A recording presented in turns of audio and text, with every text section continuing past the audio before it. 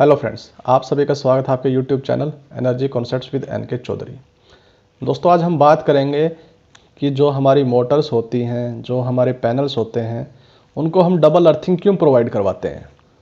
अगर हम single earthing provide करवा रहे हैं तो उसमें क्या कंसर्न है, क्यों हमारा इलेक्ट्रिकल स्टैंडर्ड ये बोलता है कि आप मोटर्स को डबल अर्थ कीजिए। तो दोस्तों, अगर आप हमारे चैनल पर नए हैं तो प्लीज़ चैनल को सब्सक्राइब कीजिए।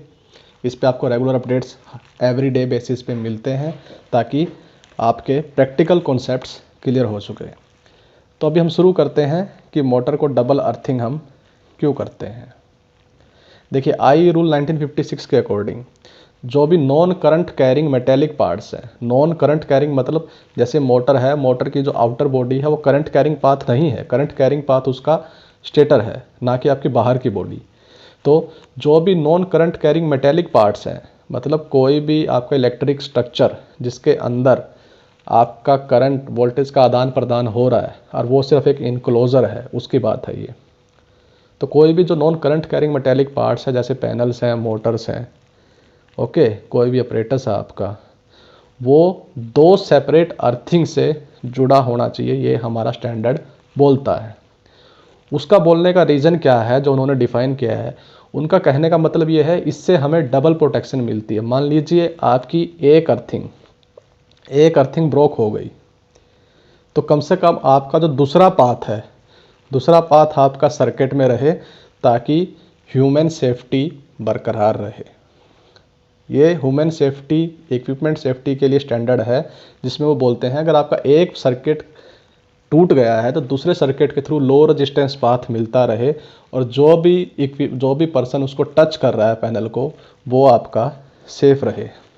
जैसे ये आपके दो अलग अलग अर्थिंग पिट हैं, यहाँ से एक आपकी अर्थिंग रोड आई, अर्थिंग स्ट्रिप आई, इस रोड से एक अर्थिंग स्ट्रिप ये आई, ये आपके ग्राउंड लेवल से ऊपर आके यहाँ कनेक्ट हो गई।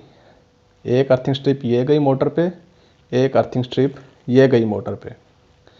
तो ये आपकी डबल अर्थिंग मोटर की हो गई है, डबल अर्थिंग से कनेक्ट है। मान लीजिए ये आपके यहाँ से ब्रेक हो गई किसी कारणवश, तो हमारी जो मोटर है वो इस अर्थिंग स्ट्रिप के थ्रू ग्राउंड रहेगी।